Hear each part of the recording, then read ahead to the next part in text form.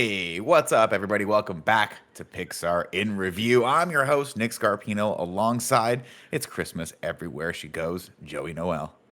Hello. The master of the ones and twos, Mr. Kevin Coelho. What's up, man? And the best man in his room, Mr. Andy Cortez. What's going on, everybody? The lowest Tim- compliment you can. The best person in his room right now. Of course, Tim usually hosts this show, but he has had a power outage at his place of living because just attacked the power grid, and we're worried for him. I don't think he's winning this fight, Kevin. Last update, Tim was like, "I think this is my last moment on Earth." He was emotionally distraught the last time I spoke to him as well. Yeah. Tough. So I'm going to be taking us through Pixar in Review today. We are reviewing Soul. Of course, this episode of In Review is brought to you by our Patreon producers, who are amazing. The Kind of Funny Destiny 2 PC clan. We like you guys very much. Next week's In Review are Scream 3 and Scream 4, so make sure you stick around for that. And then following week is going to be a Venom rewatch, and then Venom Let There Be Carnage. Also, an episode of In Review by HBO Max. Rooster Teeth and Rooster Teeth's Last Laugh Season 2, hosted by Jeff and Elise. So definitely go check all that stuff out. We'll tell you about that a little bit later. Right now, let's talk about Soul. A runtime of 1 hour and 40 minutes. Released December 25th, 2020. This is Pixar's 23rd film, directed by Pete Docter, an American animator, film director, screenwriter, producer, voice actor, and too many things here, Pete. I'm just going to say, just cut it off to the most important two things, okay? That's what I'm talking about here. You know what I mean? Anywhere like Trying to be a quadruple producer. threat. What's that? I just Trying to be a spilled Diet quadruple Coke threat, all you over know? the It's place. too Hold much. on. It's too much. You're a director and you're a Oh, voice Lord. actor. That's fine. You You just don't have spilled to the be soda all over my desk. Hold, please. Joey, do Is you your need keyboard, to is your set? Do we keyboard need to functioning? do we need to put I guess I'll find out. the pause screen? I don't Joey, even don't- have you Joey, just keep don't drop going. the forks we'll in the ask cake, her okay, last. Joe? We'll I ask her hate last. you. Copy that. He is best I known for can't believe directing the it still Pixar comes up. animated feature films Monsters Inc., Up, and Inside Out, and as a key figure and collaborator at Pixar. The music was done by Trent Renzo and Atticus Ross. Reznor. Trent Reznor. Well, it says Rezno, so that's what I'm reading right here. Listen, maybe I had to build Pixar review for the first time ever today. It's funny because And I got to spelling Atticus time. Ross of Nine Inch Nails, and I was like, huh. I didn't know there was another guy named Trent in Nine Inch Nails named Trent Reznor. I just want to say, it feels good to know that everyone takes this job as seriously as like I do. Where it's like day of, Tim didn't have it built, and it's like thank God, you know, like we're all pushing ourselves to the limit. And if something goes wrong, you know, it's the microchip thing, like where We're walking even a a grain fine of line salt, here, Kevin. even a grain Exactly. of salt or Yeah. grain of what is it? Sand. Rice? Sand? No, it's sand. Would Yeah, salt, destroy us anything that's completely. grainy. Yeah. Trent Reznor and Atticus Ross of Nine Inch Nails and John Sorry. Batiste, I assume that's spelled correctly, who composed the jazz songs Dave for the New Bautista. York City portion of the film, which I very much liked. Budget of 150 plus million. Box office return of 119.3 million. Soul was originally scheduled for theatrical release in the United States on June 19th, 2020, but due to the COVID-19 pandemic, it was delayed to November 20th, 2020, replacing Disney's animations film Raya and the Last Dragon, whose release was delayed to March 5th, 2021. On October 8th, 2020, Disney announced the cancellation of the film's theatrical release, and it would premiere exclusively on Disney Plus on December 25th, 2020. Some Guess what day awards. that is? December 25th, 2020. That is Joey Noel's birthday. Thank you. Yeah, good birthday, Joey, coming up. Happy birthday, Of Joe. course, any day can be your birthday if you just say it on Twitter. What? I said any day can be your birthday if you just say it on Twitter. One That's time I true. posted on Instagram, "Happy birthday, everyone," or "Happy birthday," and I just did this, and someone was like, "Happy birthday, Nick." I'm like, "No, I was wishing you a happy birthday if it was That's your the birthday." Tamar Hussein way. Yeah. Exactly. Andy got it. Soul led the 93rd Academy Award season with 3 nominations, including Best Sound. The film received 2 Oscars, Best Animated Picture and Best Original Score, which were also awards it received at the 78th Golden Globes Awards. Some fun facts. We always talk about the Bechdel test, which is a measure of representation of women in fiction. It asks whether a work features at least 2 women who talk to each other about something other than a man. The requirement that the 2 women must be named is sometimes added as well. In this case, they are both named, and it does pass because there's a Terry. what's that? It's What Terry is it though? Well, for one, I mean, the souls aren't necessarily gendered, Yeah. but also we have a scene where 22, who is referred to at one point, I believe, as a she, has a conversation with Connie out on the stoop about whether or not she should quit And It's also confusing because she's inhabiting a male body at that exactly. point. There's a lot of True. stuff It's going very on. This is very confusing. meta. It's very, very meta. Yeah. Not much trivia here, but I'll read this because this is kind of funny. The production baby's part of the credits is retitled "Recent U Seminar Graduates." Before the end logo rolls, it says, in addition that's cute. to, yeah, that's funny. Usual created by Pixar text says, and in the homes at least 6 feet away love from each that. other in the Bay Area, referencing the fact the animators worked at home due to the COVID-19 pandemic. And then another fun piece of, I'll just say it here, but just remember this when we get to the pizza scene. A broccoli pizza from Inside Out appears amongst the pizzas when Joe tries to show 22 the joys of life. And of course, 22. Can anyone guess what 22 is significant for? We'll go around I the feel like table. it's cheating because I wrote this. Yeah, Joe, you're not allowed to. You're not Yeah, allowed Joe, to you can answer. You can answer. Yes. Andy, what do you think 22 means? I think I have it. First one to win gets the rest of this iced coffee. In So I don't wait for Andy. It's Go the ahead, the DNA. No, it is a reference to the Really? 22 prior films that came before this. This being Oh, the that makes 23rd a lot film more sense. in the Pixar universe. Oh, You know what I'm saying, right? The 22 genomes. I was You're gonna too say- smart not for me, genomes, Kev. what's I the- don't I was understand gonna this. say, What I are was they gonna say Emmett called? Smith from the Cowboys. 22 pairs. Chromosomes? Yeah, chromosomes. Yeah, there's 22, right? It might be. I don't That might be. think That there might be are. recent too. There's 23. Is it I have 23? 24. Is it 23? Me and in Andy me? have 24. No This is big 23 me, yeah. Oh, well, Joey, I fucked that up. That was my fault. deal. Let's go around the table. Joey, let's start with Wait, you. real What quick, did you wait, think? sorry. Oh, sure. Real quick, let me just go in because like it's the thing you just said a minute ago. For whatever reason, when this movie ends and you get that like the little page that says like made all over the bay, Yeah. that really hit home. I don't know, like I was watching it, and I was like, wow, what a like nice little thing to encapsulate, how the movie was made forever. And I don't know, it's just a weird thing that like hit me really hard at the end of it. We got that also for Luca, I believe, right? That sounds about right. That makes sense. Yeah, we saw that pop up. Let's talk about what we thought of Soul. Joey, what do you think of Soul? Kick it off. Why do you have to start with me on this one? Andy, what do you think of Soul? Kick it off. No, it's too late. I'm starting. Joey's got soda all over her. It's fine. I only spelled nominally. Unpopularly, I don't really like this movie. You're fucking crazy. I know. Joey fucking sucks. You know what I mean? I'm sorry, Joey. Like, I understand that it's a good movie. There's just and this makes sense, especially coming from you two. There is a section of Pixar movies that I don't really care about, including Inside Out and WALL-E, that are like a little bit more existential and like ethereal in nature. And this falls in that category. And I don't find them particularly fun, which is why I don't really like them. What else was I gonna say? A lot of the like body swap humor stuff didn't really hit for me. It feels really long to me, and it feels like it's gonna end like 2 different times. I don't really like it. I think at the time when I first watched it, I was like, oh my gosh, this is so great. But I also think it's because I had just watched Wonder Woman 1984, and I was like, this is a great palate cleanser from that. But the like existential, what do you want to do with your life thing doesn't, like, what's your purpose, doesn't really hit for me. Yeah. Andy, what'd you think? This movie's incredible. Holy shit. Like, I can't believe how this is not a kid's movie, like, at all. Like, I know we say that about a lot of Pixar movies, but this one is not a kid's movie.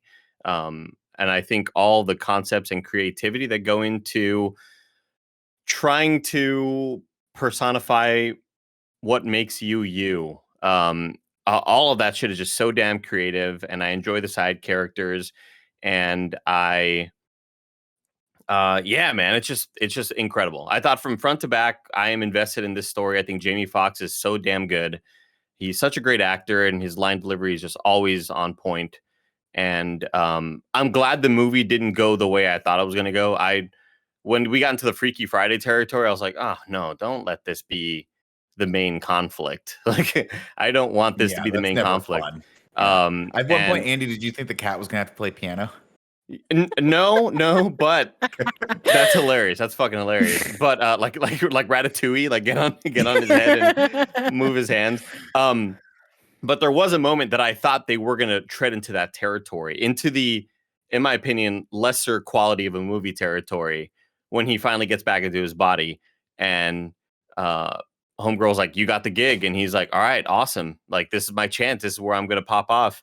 And I was like, oh no, 22 has his piano skills. I thought they were going to do that. I thought he was going to go up on stage and be like, I don't know how to play piano. God damn it, 22. And I was like, please don't let the movie do this. But it stayed on track in the exact sort of way that I wanted it to go. And by the end of it, I'm a mess. Like, I think this movie just does such a great job of this movie kind of like, yeah, it'll make you feel like shit, you know? You will kind of feel like, am I really experiencing the world for what it really can be? Mhm. And having all those flashbacks and seeing 22's wonderment and her watching the little girl play trombone and then her eating the pizza and her experiencing what life actually is all about. And I think all of that backed with that piano was just like, it's hitting on all levels right now. This movie's amazing. It's definitely going to be way up there for me by the end of it. Kevin. I'm right there with Andy, and super the opposite of Joey, who sucks. No, I'm joking. She knows. But Joey, you suck. Yeah. I'm gonna spill this all over my camera and just log off. Man, if your vote doesn't come in, it doesn't come in. Not a big deal. But yeah, no, I love this movie. I think that it's incredible what Pixar, like, it's wild to me that they sat down and they're like, let's dive deep into the existential likeness of existing and purpose and what that means for us and how we can make a movie out of it. And like, I feel like they did such a good job nailing everything. I really liked that it kind of has, the movie kind of has two feels to it, right? Like getting back to being alive and then getting back into his body and then doing something with that. I just think the casting is phenomenal. Everyone that is in this movie is great. And yeah, I mean, it grabs my attention from the very beginning and held on to it so well. Yeah. And visually, the concept artist just popped the hell off. This is amazing. I mean, that's the thing. The visuals are stunning. The way they make the other side, or I can't remember the name of it, but like all of that world look, and then there are several scenes where we see the musician. What was her name? Hold on. Dorothea. Dorothea, Yeah. where she's like singing and like the shot of her, like, it's not like that it looks realistic, but like you can tell that like they were like, this is the aesthetic we want, and then they fucking nailed it and made it look so good. Yeah, anyways, yeah, I love this movie. I'm kind of with Joey on this one. I wanted to like this movie a lot more than I did, but I think it kind of gets lost in the existential and forgets to be fun. I think it's stunningly animated. I think the voice cast is perfect, and I think everyone does a great job. And I love the music in this. And I was all in. There's even a moment when I was writing the synopsis for this when he goes down and does his audition in the club, and he like does that thing where he like looks at the pictures on the walls. Like, I do that when I go to comedy clubs. You look at the pictures of the walls of all the greats that came before you, and you think, oh, I want to be on the level where someone wants to hang my picture on this wall. And then, of course, he goes down and he descends into like the cool club that's at no windows and it's cramped and it's going to be, in like 6 hours. They're just going to light up that stage. And I'm like, this movie is really speaking to me right now. And then he winds up in a cat. And I'm like, I don't like the body swap stuff. I don't like the Freaky Friday stuff. And the movie, I'm not even sure that I 100% agree with the movie's message, which I'm not even quite sure what the movie's message is supposed to be at the end. Like, I think it's supposed to be, and you guys correct me if I'm wrong, like, I would love to see what you guys got out of this, but I think it's supposed to be like, life isn't all about pursuing that one thing and trying, like, pursuing your passion. You have to kind of like take everything as it comes and like experience everything and like maybe not be so crazy hardcore about it. But I just like, I don't know. There's always some part of me that's like, I don't know if I believe that. I think that like he does have to have a balance, and that's true. And I think he's been imbalanced so much that he's been so focused on this that he forgot that, maybe he's spent more time with the kids. But I don't think, I mean, that environment with the kids didn't look like it was all that great either. So I was like, this guy doesn't really have a lot going on for him either way. But of course, it does remind me of the old Ferris Bueller adage of like, life moves pretty fast. If you don't stop to take a look every once in a while, you might just miss it. I get it. I don't know it's so weird because Pixar lately has been on that weird run. And Kevin, I know that I forget what movie it was where you were like disagreeing with like the general statement of it, but Incredibles. Ratatouille. yeah, was it? Yeah, Ratatouille. it was incredible. It was Incredibles 2 or No, I think 1. it was Oh, one. 1. It was like, Yeah. They were don't try to like, be super. Yeah. That's the Um, message. That's the but message. it's just interesting because a lot every movie to come before this is always like, hey, try really really hard and try to achieve the thing you want, and you'll get it. And this is the opposite, where it's like, don't try to do that. I don't. Just I enjoy don't. your No, life. no, I don't think I that's the disagree. message because I think. No, Sorry. yeah, yeah, I disagree. I don't think the message is about trying to succeed in what you're doing. I think it's don't let the one thing you're pursuing get in the way of everything else. Don't have the blinders on, or Mhm. else, like you just mentioned with the Ferris Bueller thing, like you will miss life. And Right. I think a lot of that can apply to having that grind mindset, and it's all about grind culture. And you're going after that thing, and Hmm.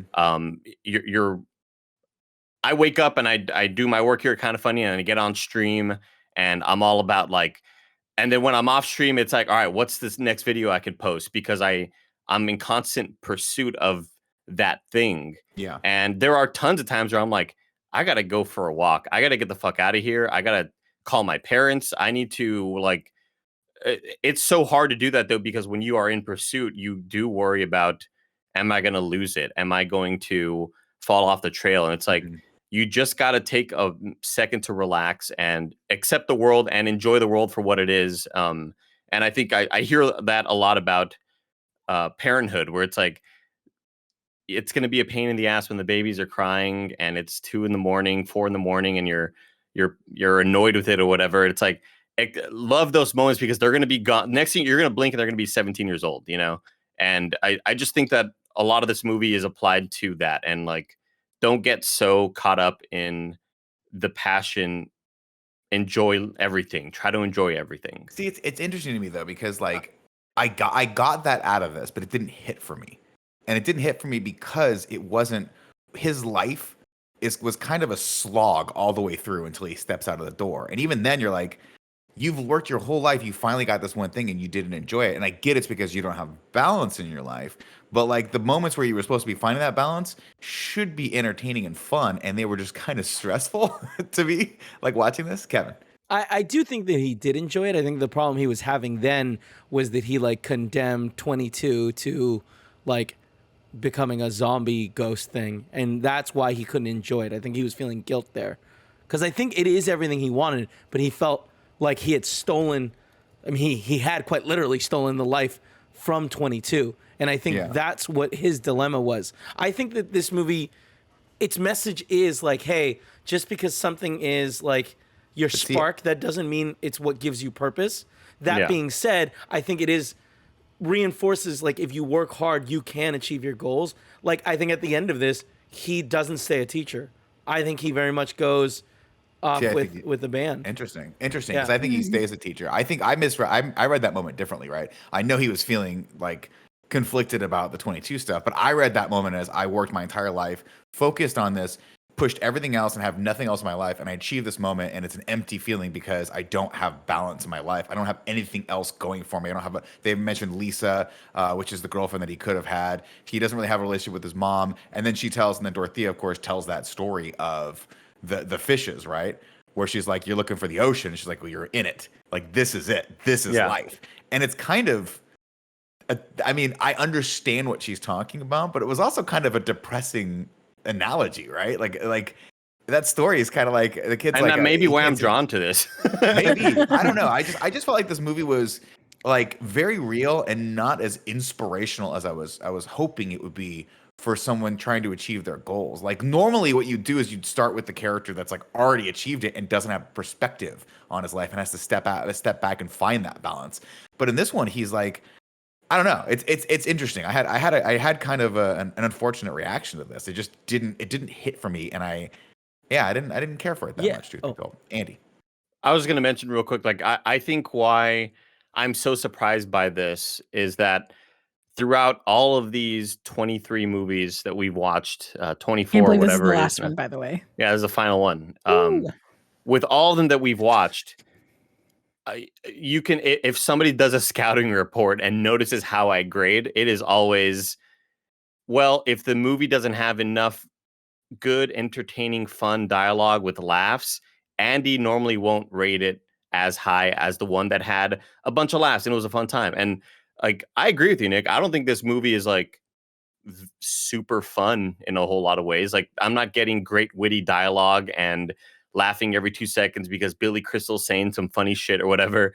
Like this, I think it's just the the power of the story and the message are what is elevating this so high for me. When really I'm the dialogue guy. That's why Thor Ragnarok is my number one MCU movie. Like that movie's funny as shit to me, and I can watch that nonstop. And it's why, well, Wally is my number one here. Well, no, Coco, Wally, whatever. But normally the movies that rank higher for me are the ones that have a lot of fun factor to them. This doesn't really have a whole lot of that, but it's still so. It was still so well made and written, and I think the story is just so neatly carved out that I do rate it as high as I do. I Interesting. think So let's get to the vote. part of Skip the plot. yeah, I think part of my issue with it too is like I feel like the soul thing is like a it's not Inside Out, but it treads like slightly in that territory of like the souls and purpose and all of that kind of stuff. So it doesn't feel like a fresh Pixar take in terms of like world building the way that it does. It's like, oh, well, like what if monsters had, or like what's Monster World like, and like all of those things that I feel like are the things that to me are the things that like define a Pixar movie. I think anything that's like set on Earth that's like not as creative are also just not. I think it's just the fun factor. I think Andy nailed it, where it's just not fun. And it's so interesting to me because while watching this, I'm like, there's so many parallels between this and Inside Out with the emotions and your personality and building out the person and the you that you are, and what makes you, you know. And I think there are a lot of parallels between how they conceptually go from like pen to screen of how are these worlds going to be presented and what do these concepts look like on screen. I just think this movie did a much better job of telling a better story, even though Inside Out I thought is a more fun movie, right? It's got all these silly characters, and this movie doesn't really have a whole lot of that. It really just feels like, I've mentioned it before, but Pixar does one for the fans and one for them. And this feels like this was just a story they wanted to tell, and they had to make it as cute as possible to still be a Pixar movie. But goddamn, I just thought it was so strong throughout. All right, Andy, please tell us the story. Yeah, Nick, tell us that story.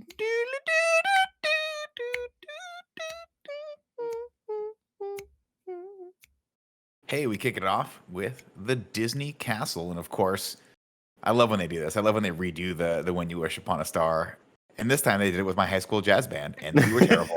And that explains why Mr. Jackson hated me. We cut over, and Joe is conducting a middle school real band. quick. I legitimately didn't like this. Like, what? I think that they started too early, right? Because they also do the Pixar with the high school, right?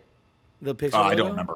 I don't recall. I thought they did both, and I was like, that's too much. Also, it sounds terrible. So this is a moment where I was like, I get it, but like, you know what though, Kevin? Since you've never been in marching band, let me explain to you, okay, bud? When you were in middle school, in your head, you sound amazing. But then you go back and watch old footage of yourself on VHS, and you understand why your band director wanted to kill you. You really do. We were terrible. Joe conducts his middle school band, and they suck, except for Connie, who absolutely shreds in the trombone. So naturally, as kids do, everyone makes fun of her.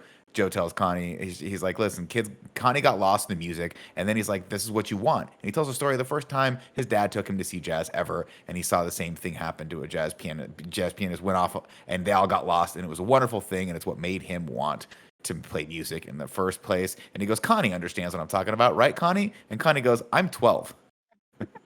She's one of the best characters in this entire movie. Yeah. We need more Connie. Joe gets a knock on the door, and it's some good news. Maybe he finally has his full-time band director status with a salary and healthcare and all the trappings that come with having a full-time job and not being a working musician. He tells Joe tells his mom this, and she's of course super excited that her son finally has a steady job and can put all that gigging behind him. But Joe is obviously conflicted. His dream is to play music, not deal with shitty kids. Curly Mr. G's old student calls him to offer him the job of a lifetime, which is to perform with Dorothea Williams.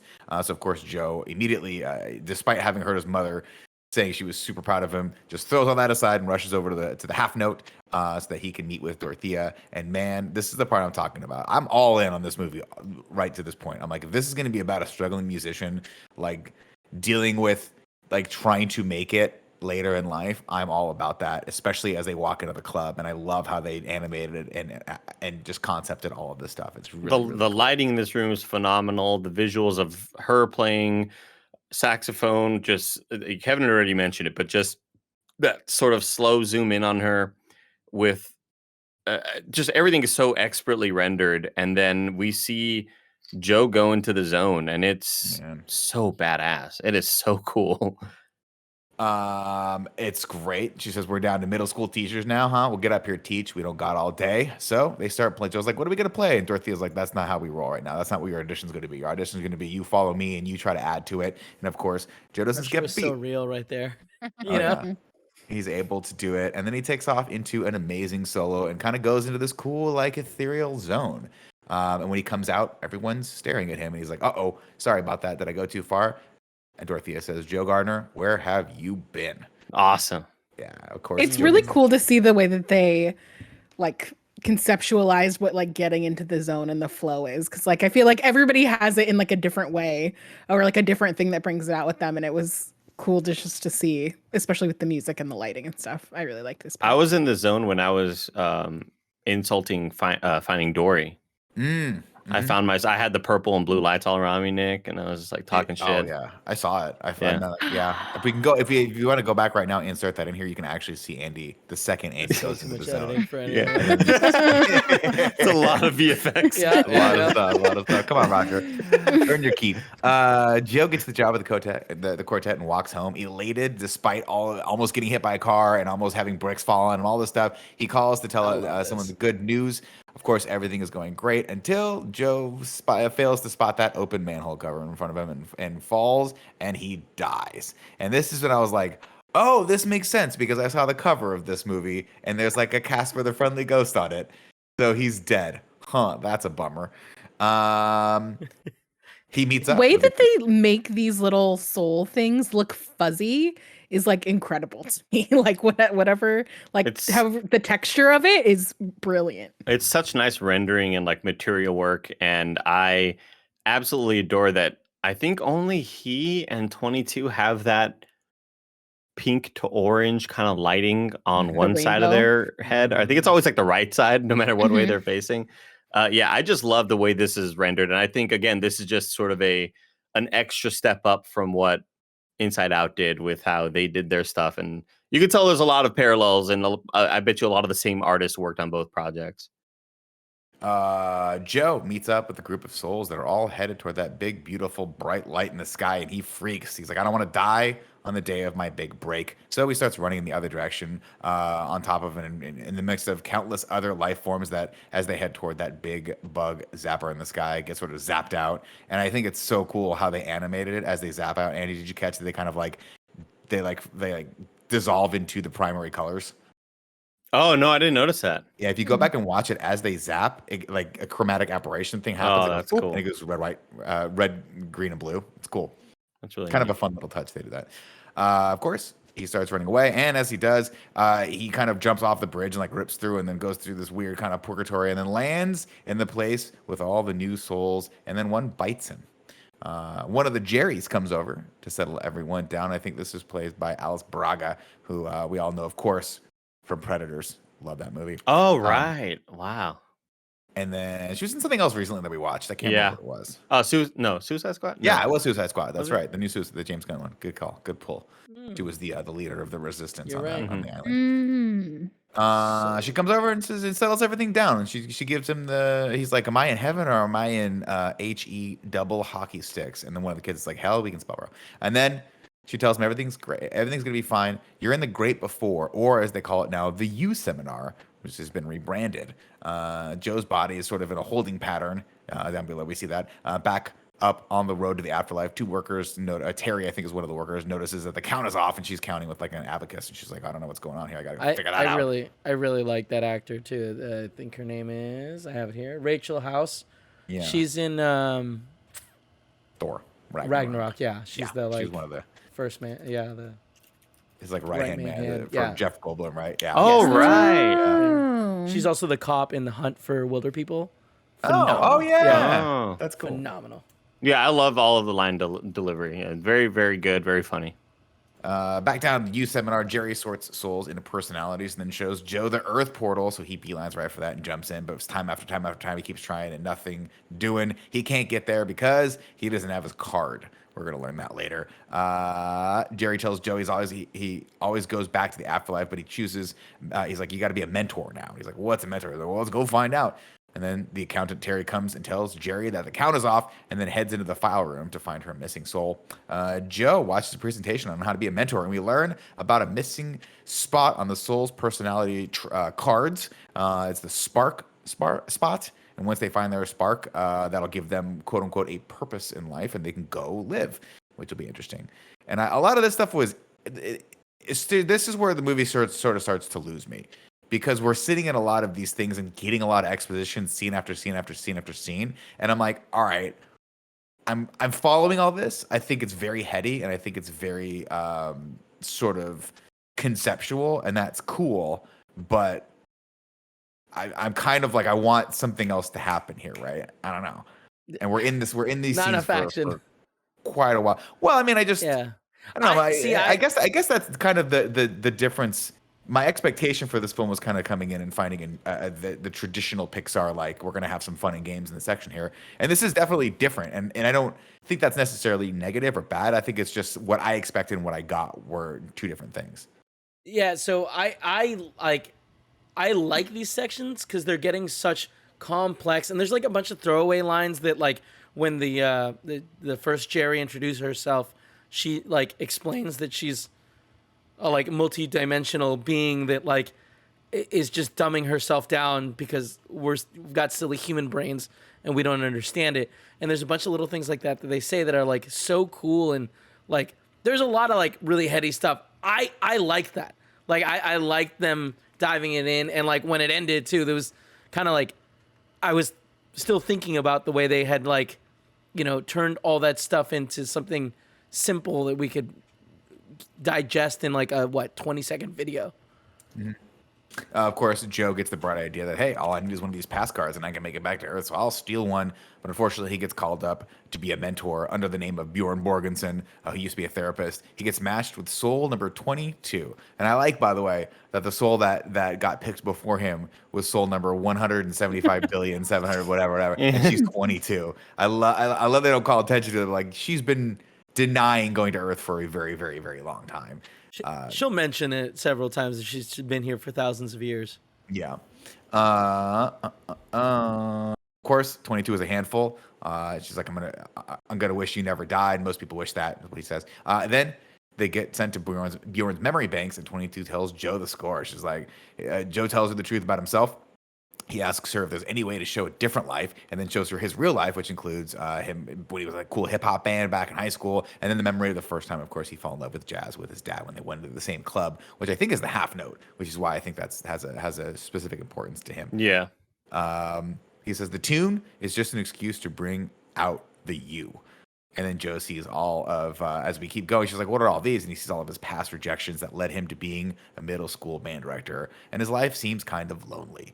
He says, my life was meaningless. He sees himself on the hospital bed in a coma. And he's like, I got to get back to it. And he demands 22's badge. But no matter what she tries to do, she cannot get rid of it. Unless, of course, it becomes an Earth pass.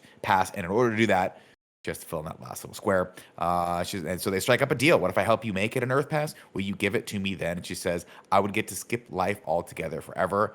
Deal. So with a deal struck, they go to he tries to give her the spark of music, but she doesn't like music sounds. Feels like a little too much. They head over to the Hall of Everything, and 22 tells him the reason she sounds like Tina Fey is because the whole place is hypothetical. She only uses her voice because it annoys most people. And he's like, oh, it's working. It works very well. I also, as I'm thinking about this, I don't think I love Tina Fey and Amy Poehler, like their comedic timing in general, which is maybe why I don't really care for this or Inside Out. Because I always pair the two of them together on most projects and stuff. I don't know. I'm trying to figure out why I don't like this because I want to like these. I'm kind of the mind of like I mean, first off, I'm rewatching 30 Rock right now. I love Tina Fey and I love Amy Poehler, and or maybe I just Tina like Fey's them comedy. not as the main character. I just think it's these two characters don't have a lot of redeemable qualities to them. And so that's why it's difficult for me to enjoy this on the level of a Pixar movie. This is more like an indie film that's trying to be esoteric and succeeding wonderfully. But it's one of those films that you like walk out of the Garden theater and you're State. like, that was a really good film. And it was a really good examination of what it means to have purpose in life or what it means to just be alive in general. And I never want to watch it again. Kind of, to me, at least. But I digress. Kevin's just shaking his head like, I'm not helping you on this one, Nick. Yeah, no, I mean, I loved it. I loved so much of it. But I'm again, with you, but it feels like a indie film. I really like Tina Fey. I think she's great. Nick hates her for whatever reason. That's weird. I love Tina Fey. Have you watched 30 Rock all the way through twice? No, I got to like season 5, I think, maybe 4. Andy, pull his Tina Fey card, please. Kevin was saying he only got to season 4. He's like, not enough Tina Fey is what he told me. She's in every scene. I'm joking. Nick, do you also love Baby Mama? That seems like a Nick movie. God, that seems like a Nick movie. Joey, do you even have to ask that question? I hate that you really don't. Do you even have to ask that question? That movie is light years ahead of its time. Light years ahead. Light years. We get a fun scene here where they discover that in the ethereal realm they can't taste or smell or touch, and when she tries to eat a piece of pizza, it just poops it right back out. Which I was like, oh, that's pretty clever. But guess what? It's going to come back a little later. And we get a montage of all the jobs 22 could potentially do on Earth, which includes a firefighter job. Where he's like, okay, now you got to put out the fire. She's like, I kind of want to just let it burn. I get that. And you're like, oh, you're a psychopath. That's fantastic. She's that. like, listen, I've been here way too long. I've never seen anything that makes me want to live until I saw how pathetic your life was, and still you want to go back. So she's kind of inspired by the fact that he keeps trying no matter what. Loser. They get caught by one of the juries. She's like, no, we're gonna try one more time to go breakdancing, and then they run off. And then she shows him her hiding place. They had that special little a little pizza. I guess it's a sink. She goes in, and it's her favorite place. What's that? It's like underneath a sink. Yeah, it's like she goes into the thing and then underneath the sink, and then that's when they go to the zone. And I think this is some of the best comedy here because she's like, I like to mess with people. One of which is she's like, I keep messing with this team, and it cuts over into the New York Knicks championship. And this is the zone, right? This is a cool concept. But then we see a bunch of people that were previously in the zone that have now become lost souls because they just can't let go of their anxieties and obsessions, leaving them lost and disconnected from life. One of them, he just keeps saying, make a trade, make a trade, make a trade, make a trade, but we don't know what he's saying yet until a little bit later. And then we meet Moonwind, who flies out on a magical hippie boat and saves one of the lost souls, and he draws a little circle in the ground and kind of reconnects him with a guy that's working at a hedge fund, and then the guy immediately quits. He's like, this is shit, I want to live. I love the dramaticness in his quitting. Yep. That's how I've always imagined we're going to quit this job. I thought about it a lot, Nick. I've thought about it a lot. We're just going to stand on on Tim's desk and just pee a circle on his keyboard. Just like now, and then I'm like, Kevin's gone. Now who's going to order you another keyboard from Amazon, Tim? Did you? That monitor's too big though to do that same thing though. To like try to just swipe it off the table. It's gonna be really tough. You pull it tricep muscle. Of course, they help that guy out, and they say, poor fellow. Some people just can't let go. Anyway, it doesn't matter. Looks like another hedge fund matter. That was a fun one. They draw a circle. Yeah, sorry, I'm getting lost here. All of the mystics here are all people on Earth who have mastered the art of meditation, and they go. I love this. This got me. This got a laugh out of me, right? Because they go around the corner and one of them's like, I'm this, I'm that. One of the women says, I'm a student at Berkeley or whatever. And then they get to Moonwind and they just show him and he's one of the sign twirlers on the corner of like 14th or whatever. in the zone, in the zone, yeah. I know that, which is great. And then they head. He's like, listen, I got to be reconnected with my body. He goes, cool, we got to head to a thin spot. And I think I could do this, but it's going to take you a while. And he's like, I got lost one time for a long time. And he's like, well, how did you get lost? He goes, I was lost because of tantric, he says, which, Kevin, if I'm not mistaken, is tantric sex. Yeah. Which means your orgasm. I thought he said. I thought he said Tetris. He said Tetris. Oh, I thought I heard. Yeah, no. That's what I heard. And I asked Paul, I was like, what the fuck did this man just say? And she was like, Tetris. And I was like, oh, I get that. Oh, okay. That's why we watch the subtitles, everybody. This is right when I turn the subtitles on, apparently. God, Let's that's see. so 22 funny. 22 watches as Joe. They go to the fin spot, draw the line. 22 watches as Joe tries to focus on where his body is located and sees New York, hears a heartbeat monitor, and smells hand sanitizer, and he realizes I'm in the hospital and there's a therapy cat on my lap. He gets very, very excited, and despite Moonwind being like, stop, we got to do this the right way, he ends up dragging 22 with him and jumps into the hole. Only when he wakes up, he's not in his body.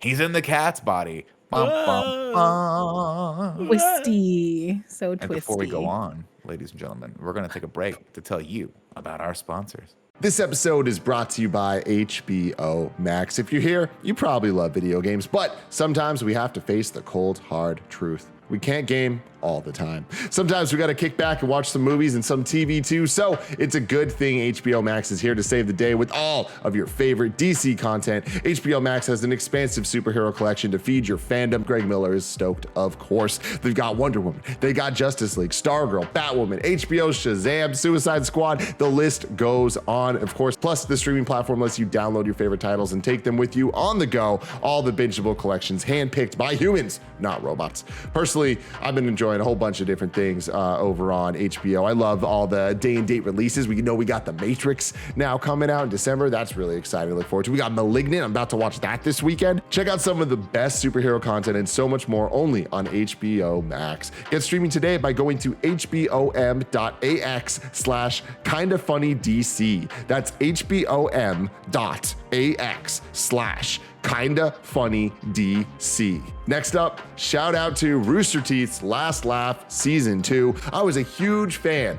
of Season 1, mainly because my boy Alfredo was in it, but Season 2, can't wait for it. Here's the whole pitch for it. Do not laugh. It's part game show, part social experiment, 100% evil laugh challenge, spectacular. Last Laugh returns for a second season with 12 contestants gathered for 6 hours to see who literally laughs last. If they laugh, smile, or smirk, they're eliminated and prevented from dethroning Season 1 champion, the homie, Blaine Gibson. The host of the show, Jeff Ramsey and Elise Willems. So that's super awesome. They have a new collection of surprises, but will there be enough to break the contestants? We'll have to find out. Last Laugh Season 2 debuts September 9th on Rooster Teeth, but you can catch up on all of Season 1 right now. Okay. And at this point, I'm like, this is a really long walk to get Joe and this cat. That's the first thing I thought. I was like, we're in minute like 40 of this movie, and Joe's just in the cat's body. Man, Pixar is playing a little fast and loose with the traditional classic Coke storytelling beats of a screenplay. I don't hate it. I'm excited to see Jamie Foxx as a big tubby cat, but we'll see what happens. I do just love the cat's like character, like how they animated and drew the cat. I think it's very funny. Just so much expression. Well, I mean, the animation in this in general is like top notch. But I like this scene too because so of course they decide they have to go find Moonwind, and Joe looks down at the ground, and it's like what, a 3-foot drop, and he's like, I can do this, and then just lands on a smushy face. Hilarious. Kevin, is that what cats really do? Sometimes they just eat it. They just bit it. Yeah. You've never seen a cat do that in real life? It's great. I don't have a cat. They terrify me. Every I once in a do- while, I was gonna say I Go used to ahead. play fetch with Tom, and he would go run and just totally boof and just slide into a door, slamming it full speed. It was idiot. great. Idiot cat. I do like how they are playing with the expectation right here as well. Because again, I mentioned it earlier, but I think that this is going to be all Freaky Friday, and the whole point of the movie is just to get out of the body, get back into your jazz form, play the gig, and movie over. And I'm like, I'm not really feeling this. So I do like that he essentially gets out of the body a little after the halfway point, I feel, because the rest of it is about, okay, 22, like we need to, you have my purpose. You're like, you're trying to stay inside of my body, and I need to get back into my body. And then finding out what the actual sort of thing was. It kind of reminds me at the end of Onward, where you're waiting to see the dad the whole time. And really the story is just about, no, let your older brother talk to the dad. You already sort of had that father figure in your life. And I do like how we eventually get there, where it's like, yeah, he played the gig, but this is never what it was really about, and I think that's really cool. Yeah, and I do think there's also a sense if like the whole Freaky Friday stuff is also very much about 22 learning, like experiencing life and learning, like developing a passion for it or understanding that like things, they don't necessarily like all the things that he explained or that's been explained to her are way more complex when you live them. And yeah, I love that journey, that 22, like meeting people and talking to them, developing the relationship, even that leaf falling on her hand. Like, what a beautiful scene that is. Although drinking the Slurpee on the subway, though, like you gotta be careful. Like Grossed me at this out, point, I'm gross. like, she's gonna get tetanus after like poking a Yeah. barbed wire or something. Like something's gonna go real wrong here.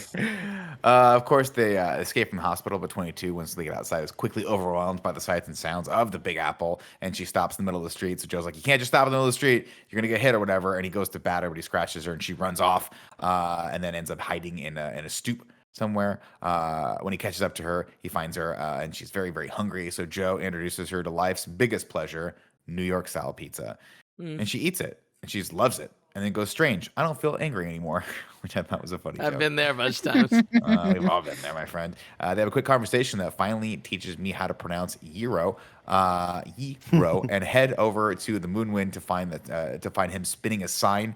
And let me tell you guys right now, if you think that him continuing to spin the sign and dance a little bit as he's talking to them made me laugh out loud, you would be 100% right. Let's see. They go over. And he's like, listen, we got to wait for one of those thin spots. We'll get you back in there. The thin spot's not going to happen until 6:30. So I'll meet you at the half note at 6:30. Back up in the ethereal world, Terry continues to search for Joel's lost soul. Back down on Earth, Joel jumps into a cab. But before he does, who should get out of that cab? Dorothea Williams. And she sees him. She's like, this guy is in a dirty hospital gown, and I just hired him. He's fired. This gave me so much anxiety. Oh, yeah. I mean, yeah. Yeah, right. I mean, but like, I it's just I didn't expect for them to go this route, and as soon as it happens, it's like, oh my god, there's existential dread. Like also when he actually gets the haircut. Oh the cat. It's just like, what do you like? Get your shit together, my guy. Yeah, is your chance. It's hard to not put yourself in those positions and wonder what would you do in that moment, and how. As soon as Joe is put in the cat, I'm like, oh, I would have fucking found a way to kill myself because there's no way I'm going to live as a cat. Like, that just seems like the end of a Black Mirror episode that fucking sucks, you know? This is why we have all those podcast topics about how would you convince somebody that if you got stuck in Portillo's body? That's true. Also, Andy, like, there was a probable solution. Like, go to the weird psychic guy, Moondance, or whatever his name is, and sort it out. You go straight to being like, well, game over. Gotta finish the job. And he just immediately realizes it and is like, cool. Goes over to the window. It's over. I'll tell you what, though. You're not thinking this through, though, Andy. Think about how many banks you could rob and get away with. Who the hell's going to convict a cat? That's so true. You don't go to cat jail. Yeah. We put you in jail. You squeeze right between the bars. But is it worth enjoying the money? I mean, you'd have to figure out a way to get it all on your phone with one button that your paw can push. What would you just buy? Just like a shit ton of like catnip? Meow mix, yeah. Like catnip, meow mix, yeah. You know what I would get? I would figure out a way to convince Kevin, like actual Kevin, that like, hey, I'm a cat and I'm Andy. Can you find a way? First off, I've robbed a bank, have billions in funds. Yeah. Can I take the extra bedroom out? Joey, I might have to kick you out. I don't know what the situation is. But Kevin, could you build the cool kind of like wall park for me to just run around and do all the cool stunts? Yeah, I love Andy, that stuff. All I need you to do is come to me as a cat. And this, for anyone in the chat that's watching, that's put themselves in this predicament, stuck in a cat body, and they want me to help, come over to me as a cat and meow Iron Man to me. Then I'll know it's you.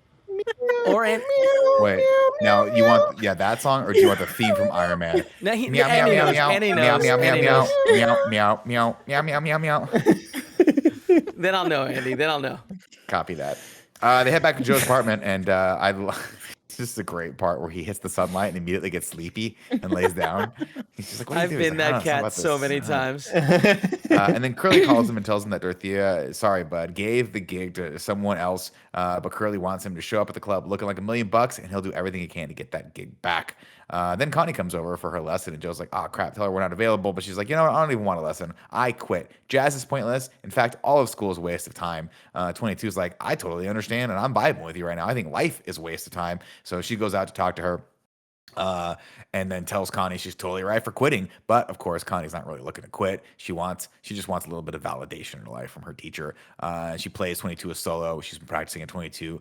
It was like wowed by it and tells her she really loves it. And then so she goes, "So maybe I better stick with it." And then 22 is like, "Yeah, I guess that was amazing. First time experiencing music." Connie came here to quit, but she didn't. "I need to know why," is what she says. And then Joe says, "Because she loves to play. Maybe trombone is her spark." And then 22 is like, "I'm starting to get this whole life thing." She agrees to help Joe, but she wants to find a few things out along the way since not everything seems quite so terrible on Earth anymore. Up in the accounting department, Terry finally finds Joe's file and tells Jerry's he's back on Earth, which is not good. She's going to go back down there and get him. And then Jerry's warn her she cannot be seen by anyone or it'll be a disaster. Joe tries to line up 22's hair and ends up putting with a big old mess, just one streak down it. So they have to head over to Dee's, who immediately realizes it's an emergency and kicks his person out of the chair. And this is a cool little scene here. I like this scene a lot. I agree. And I think this is kind of the point of this is the pivotal point of the movie for me. And I'm glad this scene came together because 22 tells Joe about 22 tells them about his gig with Dorothea, and Paul, one of the other patrons, poo-poos it. He says, "Joe's Mr. Clothes, but no cigar." And then 22 tells everyone about her life being a theoretical construct and a hypothetical way station between life and death. And soon the entire shop is riveted by her words. And another thing they say, you're born to do something, but how do you figure out what that thing is? What if you pick the wrong thing? Then you're stuck. But then Dees tells 22 the reality of life. He says, "You know what? I wanted to be a veterinarian back in the day, but my daughter got sick. And then I went to barber school because it was cheaper for me in a better way that I could provide for her in a more immediate fashion." And then 22 tells him, "Oh, it must suck to be unhappy." And he's like, "No, I'm not unhappy. I'm happy as a clam." And then Paul criticizes him again, and 22 gets it. She's like, "Oh, he's just criticizing me to cover up the pain of his own failed dreams." And then Paul just is It's like, hard. "This is the worst day of my life." Do you guys know who Paul is? I do. No. Joey does. David Diggs. There it is. Oh. Yeah.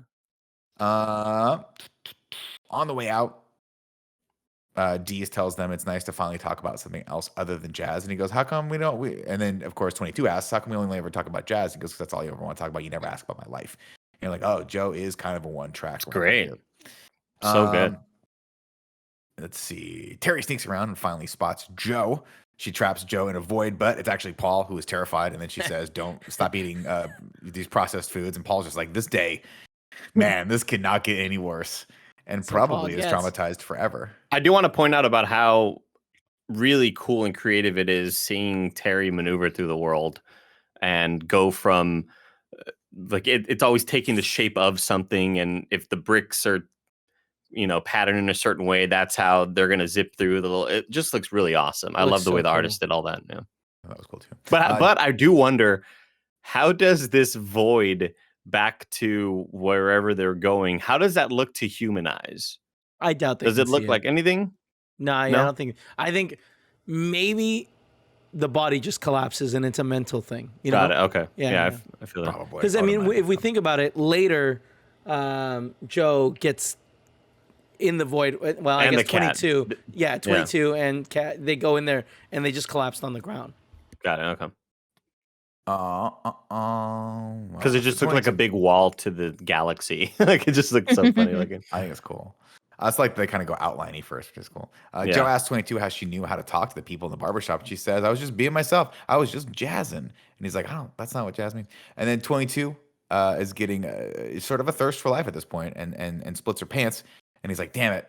This is my one and only suit. And I have to show up looking good. And the only person who can fix this is my mom. So we got to head over there." And then Joe It's tells so 22 hard not to smile here. It's so hard to not see 22 getting on that little like exhaust grate or whatever on the street. I love the Yeah. mirror thing that she does with like the storefront. Yeah. But I just love like seeing her laying there and then just kind of like having fun. And then you kind of see in Joe, the cat, being like, "Oh shit, Yeah, you're having fun there. Yeah, go for it. Keep doing that shit or whatever. And eventually the pants split, and that's what causes the next sort of that's where we have to go see Mama or whatever. I love the sequence. The pants splitting was too real for me. You know what I mean? Like it really took me out of that moment because it was such a good setup. And then they split, and it reminds me of my short split that one time. And it was like, damn it, I kept those shorts for too long. But that's what happens when you only have one pair of something. You know, Nick, when we do rank these movies, I think a lot of them hit us very personally in certain ways, and now we know why Kevin loves this movie. Here. He relates to this so hard. Yeah. Let's see. Joe tells 22 they have to make up some sort of story because mom thinks he's like, mom's not gonna get it, and she's like, oh, mom thinks you're a failure. And he's like, damn, that was harsh. And then 22 they take the subway. 22 is taken by a subway musician while Joe contemplates his failures. Then they get on the subway train, and it's horrible. But I think one of the patrons here is voiced by John Ratzenberger. If I'm not. Oh, really? I didn't catch it. Damn it. I think the guy that was like, "Hey, watch your step" or whatever. I think that the was Ratzenberger watch. I didn't notice it. Exactly. You better watch it. Yeah, I look at the IMDb. You're right, Nick. Damn. On the subway. We also get that fun comedic beat here where he's like, "Where did you get that Slurpee?" She's like, "Oh, underneath the seat. It's only half. It's already half full." No good. Then they go over to mom's tailor shop and immediately, I love this, by the way. He's like, "Don't tell my mom what's going on. She can't know." And when they walk in, he just kind of hears something and he's like, "She knows." She knows. Well, her friends congratulate him. Oh, right. He's like, and that's it's right. just like, God damn it. All right. Yeah. Let's see. Mom He and mom kisses the friend in the mouth. just makes And out she's with like, her. let him finish. And mom does not hold back about this gig. 22, of course, accidentally repeats what Joe is saying to his mom, that she never understood his life, and they get into it. He says, "I finally land the gig of my life, and you're upset. Dad can pursue his dreams, and I can't." And then she kind of throws it back on him. She's like, "Listen, your father had me and this shop, which paid for most of his life, and you don't have either of those things. So what's going to happen when I'm gone? Who's going to pay for all these things? You don't have healthcare, you don't have these things." Of course, she's just worried for him. And he goes, "Listen, I'm afraid that if I die today, then my life would have amounted to nothing." And then his mom finally gets it. And she's like, "Well, then you're going to have to put this on." Maybe we should have universal health care so he doesn't have to worry about that, you know? Be dope, Joey. It's a good call. It's Nick, don't argue with this. No, I agree that Right. that's a thing. But I just think this is where it starts getting like, I don't know. It's very interesting. Obviously, the Joe character is very, very flawed. But at the same time, I'm like, you can't. I'm like, your dream is to be a gigging musician at the same nightclub. And granted, yeah. I mean, I guess the club goes until maybe 1 or 2 or 3 o'clock in the morning. But can't you just go to school the next day and like? I don't think that's his dream. both? I think his dream is to be on the road. Or Yeah, being like, and I think again, I get the read that he gets that dream at the end of it. I don't think he stays because he wins his mom over. This whole conversation is him, what felt like him standing up to his mom for the first time, and just being like, "No, I should be allowed to have my dreams too," and hell with the consequences. And I thought this was a powerful conversation. Yeah, but then the mom kind of like is like, "Cool, I get it now, and I'm on your side." And you're like, I don't know. It just there's a weird nebulousness of this conversation that didn't really sit right with me. Because again, as a dumb audience member, I'm like, all right, so she's all for him now, going for this thing. So, and she's the one that's basically been the voice of opposition, i.e., kind of getting across the theme, right? Which is that you should have a balanced life, you should have healthcare and be able to do this other thing. I don't know. It was a weird moment where she just kind of turns on a dime for him and is like, "Cool, we're all in on you," and then gives him the dad suit, which is really, really cool. But then they go to his show later, and then they're like, "You did a great job," and I'm like, "Okay, well, is your mom like just totally on your side now? She's not worried about those other things. There's still an issue, right? Or she's like still worried about you taking care of yourself when she dies." I got the sense that like this whole conversation is him being like, "Hey, I'm aware of that.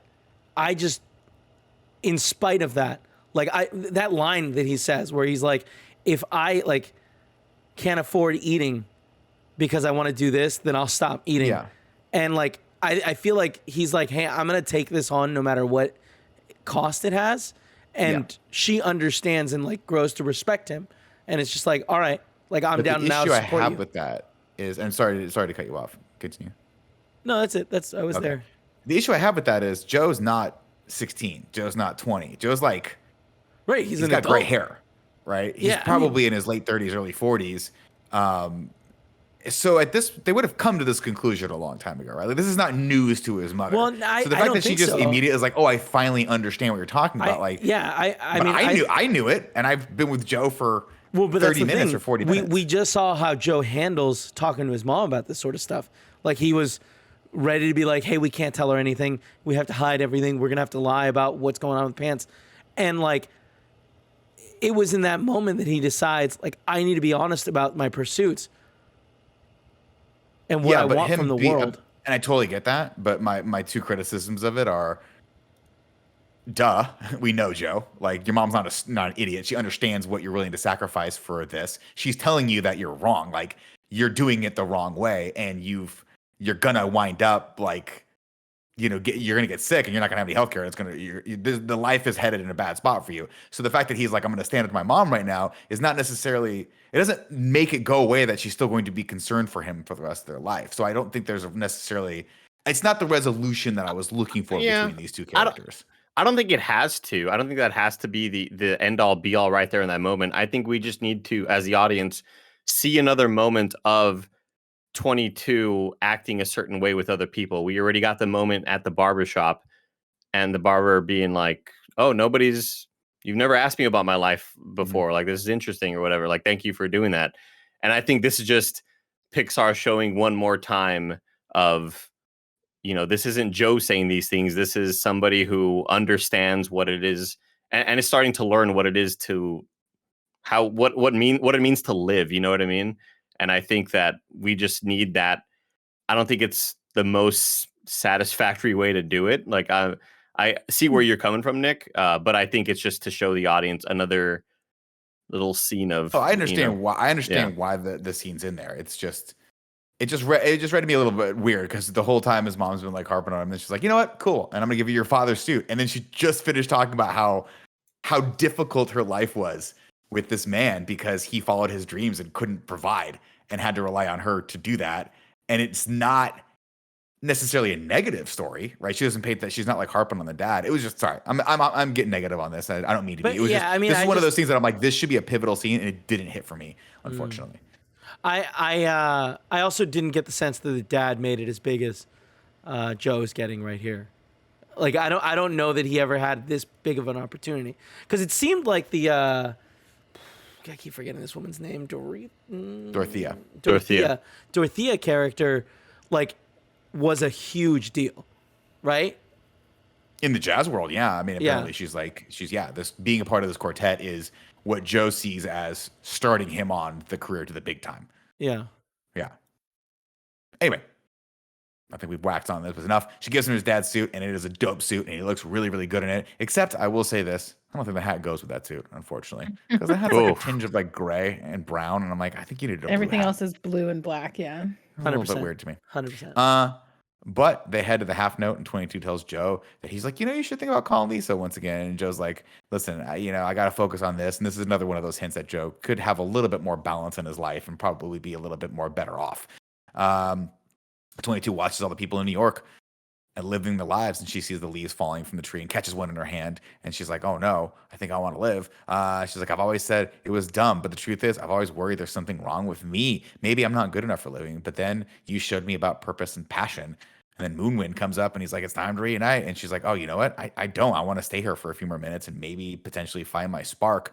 And Joe's like, no, we got to go do this thing right now. You got to go back. And she's like, well, I'm the one with the legs, and then bolts. Terry tricks them into falling through the ethereal, and Terry catches up with them, tricks them into falling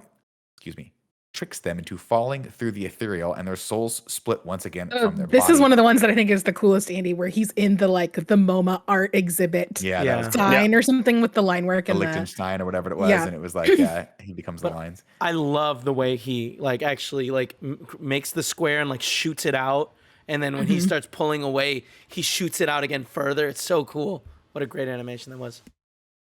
Joe and 22 are dropped back into the U seminar and immediately begin arguing. Joe, of course, is mad that 22 didn't help him, and 22 is mad that Joe wouldn't give her just a few more minutes to try and find her spark for life.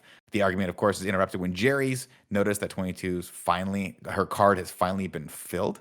And Joe tells her the reason, she's like, how did that happen? He's like, well, the reason that happens is because you were my body and it was all me. So, get out. She throws the card back in his face and runs off. And now, of course, she can throw it because it's full and it's like an Earth pass.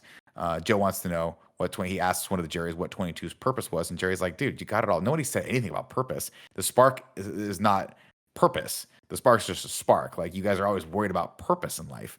And he's like, huh? Could you explain that more? And Jerry's like, no.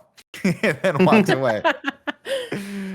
Because I'd be right here, I'd be like, whoa, I got this whole thing wrong. We got all the time in the world here. Let's sit and talk about this for a solid hour. Yeah, who knows how, like, card is.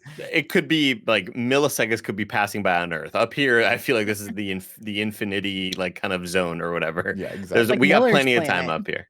What's the opposite Just like of Miller's planet? Yeah. Then, of course, Joe starts to question what his spark is. And he's like, I think it's got to be music, right? I'm not quite sure. He takes the card and jumps off to the Earth portal while 22 wonders about her true purpose as well. Joe runs back to half note, but he's too late. Curly tells him that Dorothea's already hired another guy. And he's like, you know what? Don't even worry about it. He barges straight into Dorothea in her dressing room and says, if you don't go with me, you'll make the biggest mistake of your career. My only purpose on this planet is to play. It's what I was meant to do, and nothing is going to stop me. Dorothea, of course, impressed by his bravado, says he gives him one more shot. She says, get ready, Joe Gardner. Your life is about to start. And they hit the stage, and we get an awesome montage the whole night. And this is where I was thinking, okay, here's where it's going to be, right? Here's where he's going to start. I forgot who mentioned it, but he's going to start playing piano, and he's like, oh, no, I'm all cat paws. I don't know what to do here. But no, he crushes it. And his mom and all of her friends are there, and they're very, very supportive. And it seems like everything goes really, really well. And then at the end of it all, the crowd goes wild, and Dorothea says, welcome to the quartet teach. And it's cool.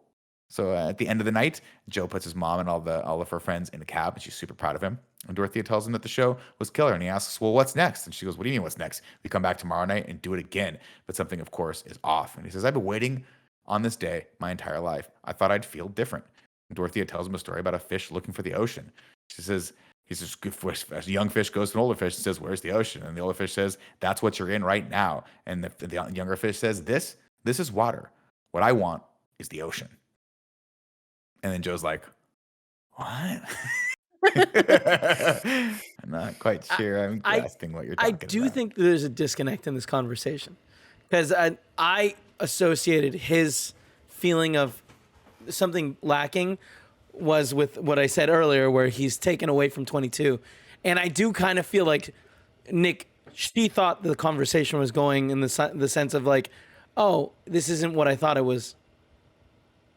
I mean, the meaning I derived from this was that your life is not like, if you spend your life looking for this great grand thing, you're going to miss the reality of your life, which is that it just is all these little moments stacked up together, right? I mean, I'm not. This is one of those moments where I'm like, I wish, like, I'm confused by what we're supposed to learn from the message of this film, and I know, because I've obviously written the synopsis for it, and you guys already have a good perspective on it, that really the message is like, you have to have balance in life, right? You have to live your life, and to Andy's point earlier, the grind culture and just kind of being so totally focused on one thing that everything else in your life suffers is not the right way. And it's going to end up ultimately leading you to be either unhappy or full of anxiety or obsessed to the point where you're just like, you're no longer really living at all. And that's kind of what I got from this. But I mean, that's kind of what I'm assuming I'm supposed to get from this. I just don't think it was as clear cut and impactful as I wanted it to be at this moment. I mean, I think the scene is important, and I think the following scene is even more important to drive that point home, because it shows him as downtrodden and as bummed out on that subway on that ride home, to kind of mirror that earlier scene, what happened when he talks about, yeah, the subway fucking sucks. It's just people, it's the monotony of living, it's the 9 to 5, it's not, you know, this thing isn't cool. Don't think this thing is cool. And then after he has that conversation with Dorothea. Yeah. Dorothea. I just loved having that sort of that mirrored visual of, I'm back in this subway on the way home, and I don't feel like, I thought my purpose was to be a musician, and I didn't quite get what I wanted out of it. I don't know. I just relate to that. I just felt like it was a really cool scene. And I think having that subway sequence afterwards just sort of further drove that point home of like, what you want to be isn't who you are, isn't who you should become. It's hard for me to put this into words. It's so fucking good. No. I mean, it is because but it also goes against sort of like, I guess my reaction to it is it goes against sort of the general concept of what most films have had messaging wise up until this point, which is like follow your dreams, right? And this one has a message of sort of like follow your dreams, but also like don't forget to live your life. And I'm not sure that Joe would have gotten to this point where he gets this opportunity if he hadn't made all the choices that he'd made up until this point. So this is why it gets muddled for me, right? Because I'm like, I totally agree with what Andy just said. And as a person who obviously we work our asses off, like this hits close to home for me because I have a hard time shutting it off and I have a hard time with work-life balance. I do, right? Like you guys know the job that we do here can be 24/7. It really can. So at a certain point, you have to force yourself to walk out into the world and see all that stuff. So I 100% agree with that message. But also, like, Joe finally gets a little bit of his dream and his passion, and we're told that's kind of wrong in this. I don't know. I'm just kind of I'm confused by the message. I feel like for me, he was confused about why he felt bad until he like pulls all the shit out of his pockets, starts playing, and realizes he compartmentalizes everything in front of his face. Yeah. Right, and then he's like, oh shit, I took away her chance at life, her chance of like achieving stuff. And then he goes, I think he fully goes back thinking he's going to die. Like when he goes back into the ethereal world. Well, definitely because he wants to give her the card back, right? That's the whole point. So like that's like I think that's what was making him feel bad. It wasn't necessarily, and Dorothea didn't have the context of the movie to be like, oh, you've stolen this girl's this life. No, I mean, you know Dorothea's what I mean? Dorothea's point was this thing that was supposed to be very, very important to you. Sometimes it's just not, it's not that important. Like you've built this thing up in your brain to be the ocean. The trees in reality, yeah. Guess what, dude? We're just in water every night. Like this is life, which is kind of a depressing thing to say to someone who just achieved their goal, right? Yeah, but again, I don't think she doesn't know about the souls and shit. Right, that's what I'm saying. He was upset about something that he hadn't figured out exactly what he was upset about. Yeah. He talks to her. She has no context of it, so she gives him advice with whatever she thinks. She has no but context. she does have context because he says, "I've spent my entire life dreaming about this one moment," and she right. basically tells him like, "Hey, buddy, guess what? It sucks. Yeah, Life but sucks. like, I don't know. I'm convinced that it's that he's guilty about this thing, and the weight I'd like to think had none of the events happened of him falling down the sewer and dying and going through everything, that he likely may have felt a bit happier if he had never met 22 or anything like that. And he finally achieves this goal and he does a thing and he's like, cool, great. Let me keep going with what I'm doing right now. But I think he has a bit more perspective now. And it's like, it's a recontextualization. I thought this was what I wanted. And I thought I was searching for something, but really I've had it this whole time. I think you're absolutely correct. And that's not what I'm arguing. What I'm arguing is that Dorothea doesn't know any of this. And she's the person telling the audience what the theme of the movie is. And the theme is, if you're out there looking for an ocean, you're just in water. So that to me is the one line where I'm like, that is a really weird thing to have the character who is like the soothsayer sort of say to the other character of like, here's the lesson you're supposed to be learning from this, is that if you're out there looking for a great big ocean, you're just in water, bro. I think that's why this isn't a kid's movie. Yeah, it's definitely not a kid's movie for sure. I agree that that definitely muddles the message, or at least the message that I got out of the movie. Yeah. It's very weird. It's one of those things where like, I don't know. I wish that had been phrased differently, but she could have just like swiped the line from Ferris Bueller, and it would have been more poignant. I think that's probably what I would have wanted her to say. Right? I would have wanted her to be like, Joe, the reason why you're not enjoying this moment so hard is because you've shoved everything aside and you have no one to celebrate it with, or something like that, right? Yeah. Like you need to, in order to have these moments, you have to have other things in your life to really help put that in perspective. Which I wish that was the message. But to me, when I read that quote over and over again, and I mean, again, correct me if I'm wrong, but it just seems like a really fucked up thing to say to someone who just got the gig of their life. I digress. You're totally right about that. But I do wish she had just turned into a Jerry, looked at him, and been like, "Yeah, I guess it wasn't worth taking." That's what I thought was going to happen. Life, too. You know? That's what I thought. Like, You know, so again, Joe's story and in his journey with 22, I think is very well crafted, and we'll get to that. Let's move on to that because I like how this movie ends. Except, well, kind of. He comes home to an empty house where he rides the subway home, sees everyone, you know, and then takes a hard look around him at everyone and himself. Comes home to an empty house and sits at his piano, setting all of 22's knickknacks that she's collected along the road on the end table beside him. And then he thinks back to his adventures with her, with the lost soul, and lines up all the items on the piano right in front of him, where you put the music that she's collected on the way, including the pizza crust, a half-eaten bagel, a lollipop from the barbershop, which you have to imagine was sticky at this point. The lollipop grossed me out so much. So much because then he Not like enough touches it links. too, where it's like, come on, your hand's gonna be sticky. Dude, come on. I mean, it was him, and he was like licking it, so it's his spit, but it kind of feels like no, someone but else. the like Anyway, the pocket lint and all that. Yeah, gross. pocket Yeah, lint. it's gonna be- it's that's wool. gonna be They made brown. that very clear. Oh, and inside the pocket, Kevin, you put your hand in the pocket, you're like, So sticky. never getting that sticky out of there. I have to burn this No. suit now. Mm-hmm. We see Connie's trombone solo. As he starts looking through all these things, he remembers the moments of the barbershop and then the thread his mom used to tailor the suit to his body. And then, of course, Connie's trombone solo and his father and mother, and then his first day teaching and all of his life experiences, including the first time he remembered seeing Jazz with his dad. And then he remembers the conversation he had with 22, where she says, maybe sky watching could be my purpose, or walking. And then he says, those really aren't purposes, 22. That's just regular old living. And he starts realizing, holy crap, I've been wrong about my life, about how I've been going about living my life this entire time. I should have been enjoying every moment of it. So he starts playing the piano, and then he soon enters the zone and finds Moonwind immediately, who spots him. And together, he's like, I need to find 22. He's like, oh, she's become a lost soul. So they go and find her, and they try to tether her.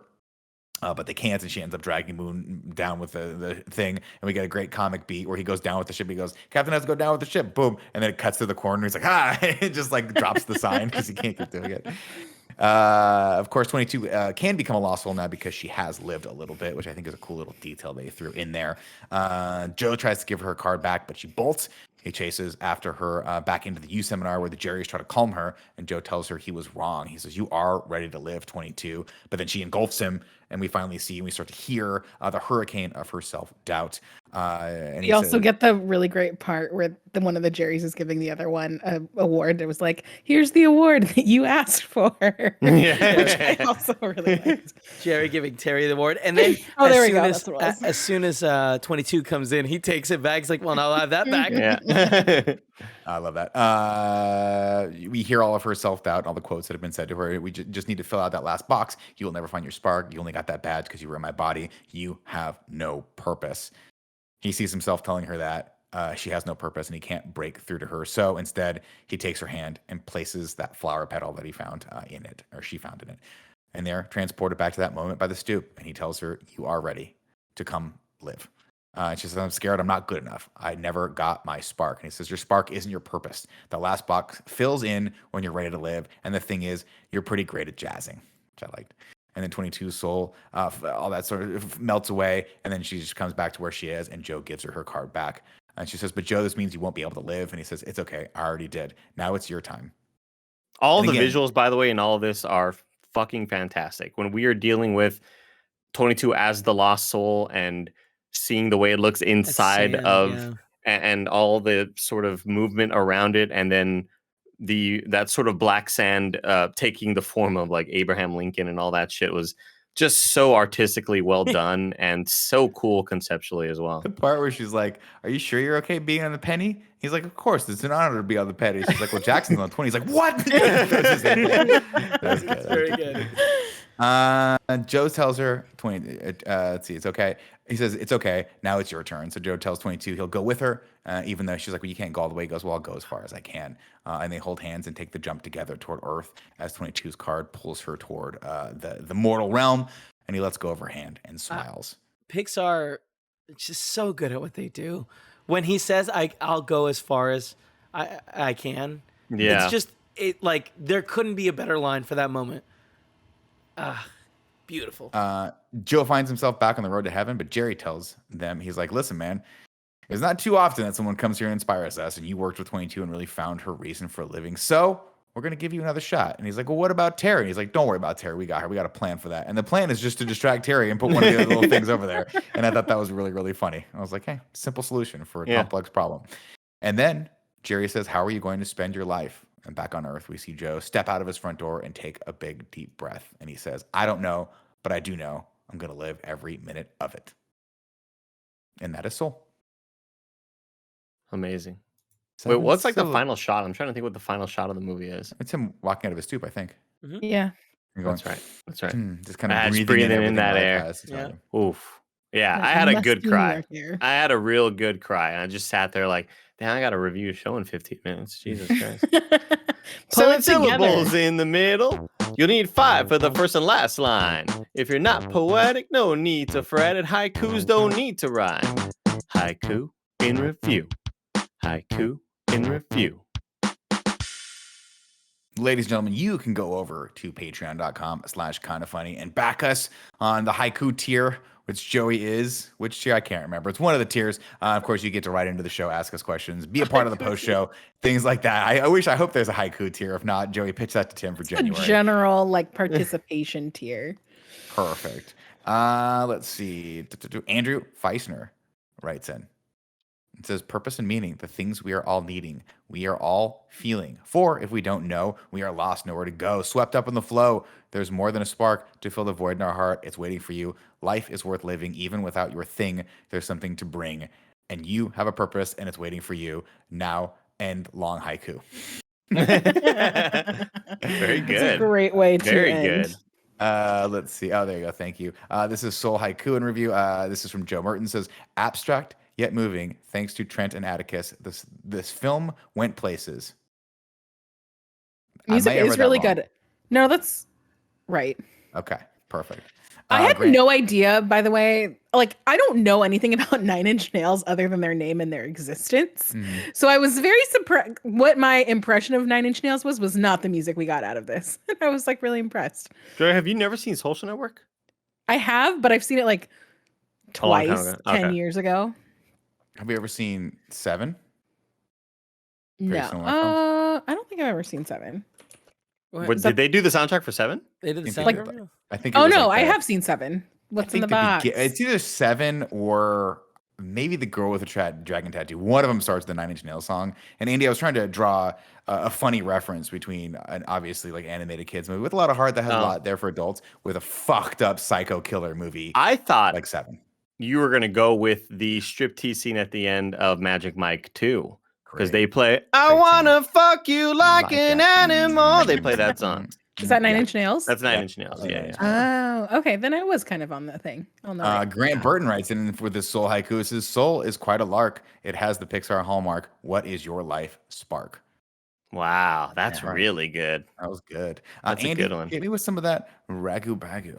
Do-do-do-do-do-do. Ragu. Do-do-do-do-do-do. Make a bagu. What's up, everybody? Welcome to Right Guys Talk Bad Guys here for Pixar. Boy, we got a long old list. I don't know. This is another one of those where it's like, is there an antagonist? I guess Terry would be the antagonist. Yeah. And maybe Terry's doing her job. your though. Like, dreams are the Yeah, but, maybe. Joe's kind of his No, own Nick, worst not enemy your in this, right? dreams. For like putting everything aside and like would- not. I guess. Again, you guys are Again, gonna have I to vote feel on this like- one because yeah. I'm confused at what the overall message of this movie manhole is. covers. Manhole covers. Manhole Manhole done. covers. Yeah, that's always Uncovered bad. We're gonna sewers. put A those- lot of people die that way, Andy. We're gonna Falling put manhole grades. covers Oh right at the yeah. end. I mean, it's not like.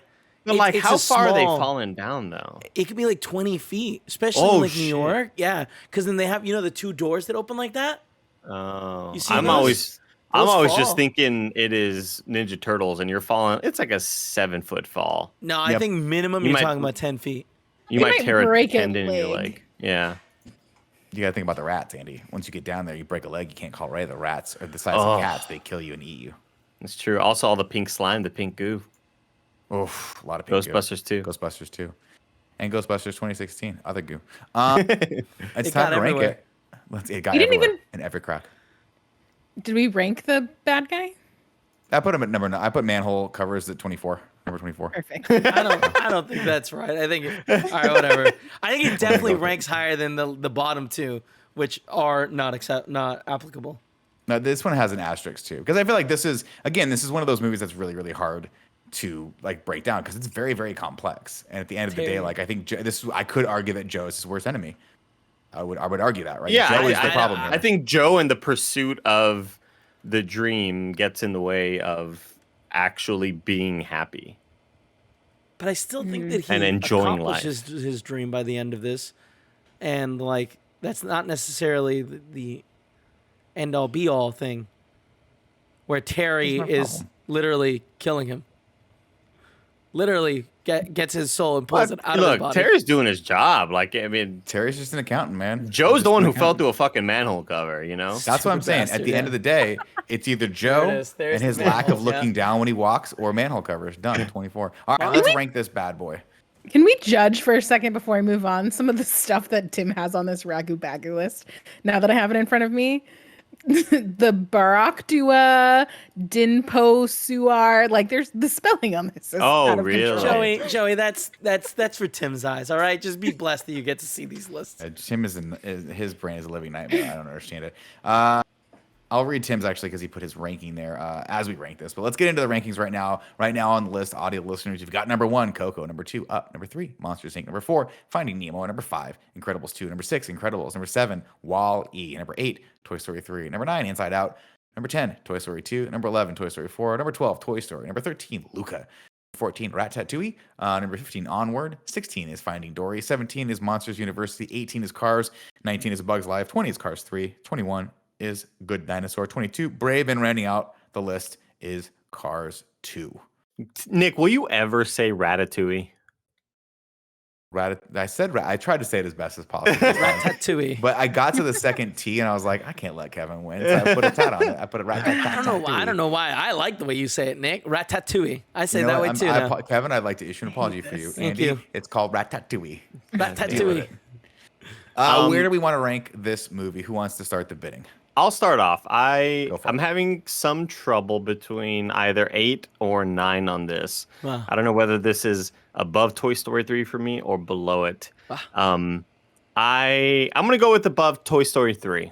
I think that this movie achieves so much in the fact that it is not doing a whole lot of silly comedy. The fact that there aren't two characters that are their sole purpose is to be hilarious with each other while trying to overcome something. Like the fact that this movie is kind of dark and really makes you think how you've lived your life, and it is still up there for me as a Pixar movie. I think it's pretty wild. So I will put this at number 8. Joey. Oh no, go ahead, Kev. I was just like, I'm a little bit. I thought you'd put a little bit higher. Well, I would, but I can't put it over Wall-E. I'm at that point where I'm like, No, I don't think you have to let go of that. You have to let go of No, that. Like I that's the can't. thing. You have to. Can't. I'll be I'm with with you. you, We'll do it Andy. together. How is Finding Nemo 4? Jesus That's the Christ, thing. what are we doing I here? would put this above Finding Nemo and Monsters Inc. Like to me it could be interchanged with Monsters Inc. No problem. But for now I'm gonna say number 4. I know that's gonna be the highest, and then you all suck and I hate you all. Joey. I feel like I've said between Nick and I that I'm way close to Nick on this. I don't love this movie. I think that it gets real murky in what the actual message is. I would probably put this in number 20. Above Cars 3? Yeah, under Bug's Life. I would probably put it a touch higher than that, just because I do think that it's dealing with a lot of complex stuff. But I'd put it. You put it above A Bug's Life, sorry, or below A Bug's Life. Below A Bug's Life. I put it above A Bug's Life. Oh, this is underneath Finding Dory. What the fuck is wrong with this place? Holy shit. Holy God. Tim, Yeah, save us. yeah. Oh yeah, No, I guess where's it's the Tim's wild vote? card. Yeah. This Tim's is the probably wild gonna card love right it. now. Tim says I would put Soul at number 12, above Luca and below Ooh. Toy Story. Honestly, this is mostly because I think the Toy Stories are way too low on. All right, Tim, come on. We understand things got to get moved around the list, but this is the way the cookie He crumbles. shouldn't be Because talking I about think they're Toy Stories. I've got some strong stances on my vote way not too being low on the counted for list. it. We all have strong ones. Tim, Kevin, I'm right with you. Tim, don't open up a can of worms unless you want to make worm soup. This is too low on the list, and while I think this is better than most movies above the trilogy +1 on the rankings, I do think its whole is greater than all of its individual parts, and some of those parts don't hit quite right.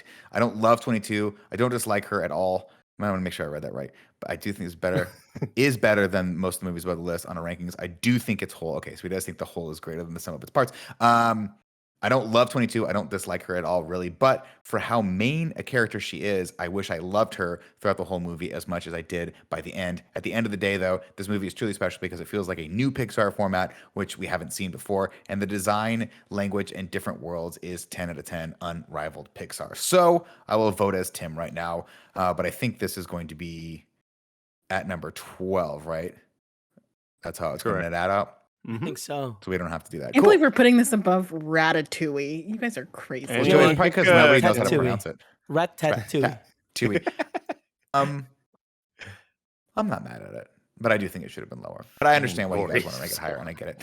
So the new rankings are as follows: Coco, number 1. Number 2, Up. Number 3, Monsters Inc. Number 4, Finding Nemo. Number 5, Incredibles 2. Number 6, Incredibles. Number 7, Wall-E. Number 8, Toy Story 3. Number 9, Inside Out. Number 10, Toy Story 2. Number 11, Toy Story 4. And rounding out 12 is Soul. Anyone can pick, Joe. Available online. Next week, of course, I would guys, like to change my vote. I'd like to put Wally at number 24, just to make me mad. It Anyone doesn't can work pick, like Joe. that, Joey. Anyone can pick. Anyone could. We have. Is that it? That's 24, right? Is that Yeah, it? that's 24. everything. Write it all down. We did him. Very, very cool. Holy Ladies shit. and gentlemen, of course, we do this show every week, twice a week, actually. And this wraps up Pixar in Review for now, but we are going to do Scream coming up. And what was the other one we're going to do, Joe? We are going to do 2 Screams next week, right? We got 2 Screams next week. Oh, Scream that's 3. awesome. Very excited. And we're very, very excited. Oh, that's super cool. I've been enjoying the Scream series. And of course, ladies and gentlemen, if you want to write into our shows, make sure you go over to patreon.com/kindoffunny and back us over there with a couple of your hard-earned dollars. We really appreciate it. And it gets you exclusive access to our post-show content and ad-free content. And some of it might even be a little bit early. But we love you guys very, very much. If you got no bucks to give, please make sure you subscribe over on youtube.com/kindoffunny where we put all this content for free. Until next time, we love you very much. Just keep swimming. Anyone can cook.